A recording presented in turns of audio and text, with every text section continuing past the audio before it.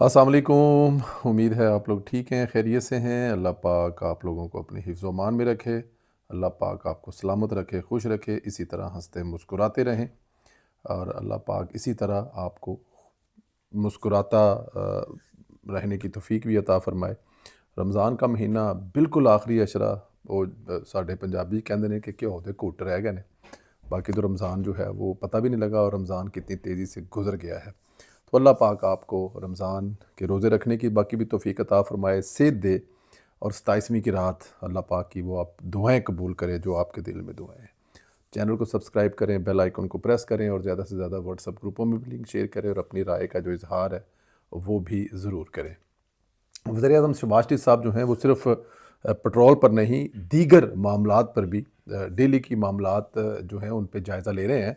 वज़ीर-ए-आज़म शहबाज शरीफ की ज़ेर सदारत इजलास खलीजी ममालिक को एशियाई खुर्द नोश की बरामदात बढ़ाने का जो है वो फ़ैसला किया गया है। और वज़ीर-ए-आज़म मोहम्मद शहबाज शरीफ की ज़ेर सदारत खित्ते की बदलती हुई सूरत हाल के पेश नज़र मुल्क में ग़ज़ाई सूरत हाल और एशियाई खुर्द नोश की बरामदात के मतलब कि आपके पास कौन सा ऐसा सामान है जो आप इस वक्त अपने हमसाया मुल्क, दो फ़ायदे होंगे। एक तो आप उन ममालिक की हेल्प आउट करेंगे क्योंकि ज़ाहिर है वहाँ पे अगर ये मसाइल चल रहे हैं, और दूसरा आपकी बरामदात भी ठीक होंगी, आपके मुल्क में डॉलर भी आएगा। इजलास को मुल्क में मौजूदा एशियाई खुर्द नोश के ज़खायर, ज़रूरी पैदावार के बारे में तफसीली ब्रीफिंग दी। और ब्रीफिंग में बताया कि पाकिस्तान के ज़रूरी शोबे में ज़रूरी अजनास, गोश्त, पोल्ट्री, डेयरी और सी फूड की बरामद की वसी सलाहियत मौजूद है।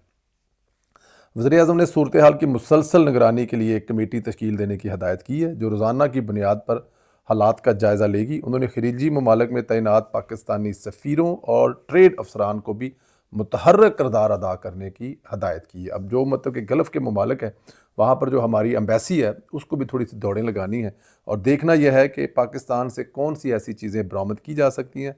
मैं ये इन चीज़ों की बात कर रहे हैं वज़ीर-ए-आज़म साहब जो आपके खुर्दो मतलब खाने पीने की चीज़ें हैं, जैसे मतलब डेयरी का सामान है।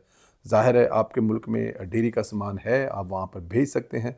आप दूध से लेकर, गोश्त से लेकर बहुत सारी दूसरी चीज़ें हैं, सब्ज़ियाँ हैं आपकी, फल हैं, फ्रूट हैं, ड्राई फ्रूट है, ये तमाम चीज़ें आप बड़े कच्चे पैमाने पर एक्सपोर्ट कर सकते हैं। और अगर आप ये एक्सपोर्ट कर सकते हैं तो मेरे ख़्याल में इस वक्त ये बेस्ट टाइम है। उनकी भी मदद करेंगे और आप डॉलर भी कमाएँगे। वज़ीर-ए-आज़म ने पाकिस्तान नेशनल शिपिंग कॉरपोरेशन को हदायत की है बहरी रस्तों के ज़रिए बरादर खलीजी ममालिक को एशियाई खुर्द नोश की बरामदात के लिए ज़रूरी इकदाम किए जाएँ।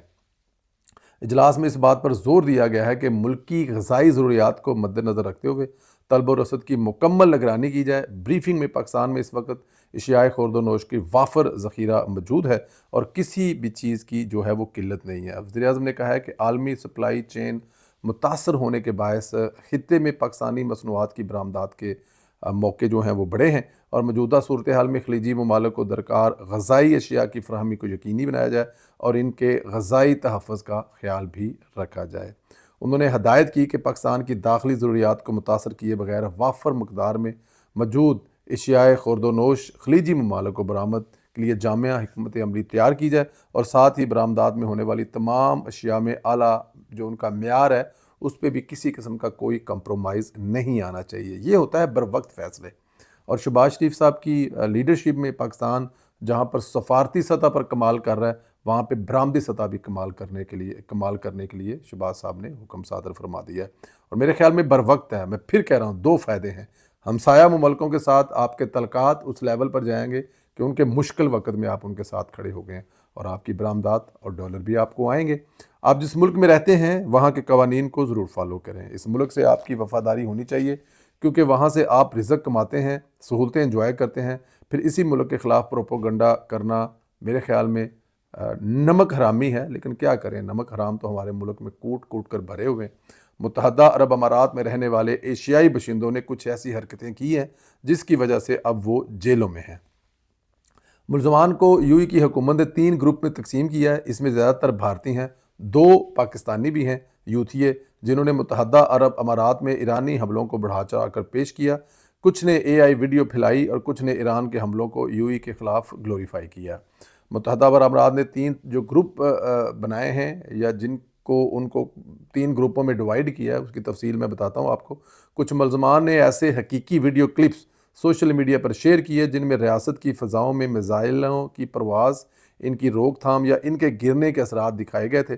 ان ویڈیوز کے ساتھ ایسی آوازیں اور تبصرے شامل ہیں جس سے یہ تاثر پیدا ہوتا ہے کہ ملک میں حملے ہوئے ہیں، اور حکام کے مطابق اس طرح کی ویڈیو عوام میں خوف اور بے چینی پیدا کر سکتی ہیں، دشمن عناصر کو ریاست کے دفاعی نظام کا تجزیہ کرنے کا موقع فراہم کرتی ہیں۔ دوسرا گروپ مصنوعی ذہانت کے ذریعے تیار کردہ جعلی ویڈیوز، یعنی کہ AI سے جعلی ویڈیو بنا کر کہ مطلب کہ دبئی پر یا ابو دھابی پر یا جہاں پر بھی UAE میں حملہ ہوا ہے، اور اس کو بڑا بڑھا چڑھا کر پیش کرنا۔ تحقیقات میں یہ بات سامنے آئی کہ بعض افراد نے مصنوعی ذہانت کی مدد سے تیار کردہ جعلی ویڈیو نشر کی۔ کچھ ویڈیو دراصل دوسرے ممالک کے واقعات کی تھی، لیکن انہیں ریاست کے اندر پیش آنے والے واقعات کے طور پر پیش کیا گیا۔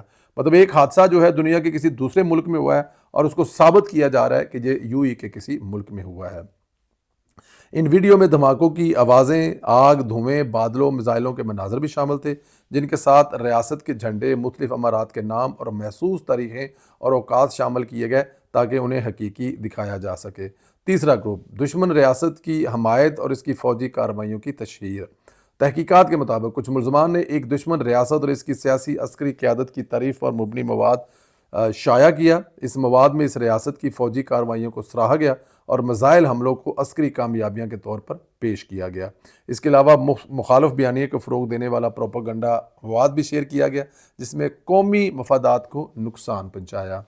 پبلک پراسیکیوشن نے ملزمان کے خلاف مقدمات درج کر کے انہیں تحقیقات مکمل ہونے تک جوڈیشل ریمانڈ میں بھیج دیا ہے، اور ریاستی اٹارنی جنرل نے کہا ہے کہ اس طرح کی سرگرمیاں قانون کی سنگین خلاف ورزیاں ہیں، کیونکہ یہ عوامی رائے کو گمراہ کرتی ہیں، معاشرے میں بے چینی پیدا کرتی ہیں۔ انہوں نے واضح کیا کہ موجودہ سیکیورٹی صورتحال میں ریاستی سلامتی کو نقصان پہنچانے والا کوئی گمراہ کن مواد پھیلانا جرم ہے، سزا ہے، اور اس میں سخت کارروائی کی جائے گی۔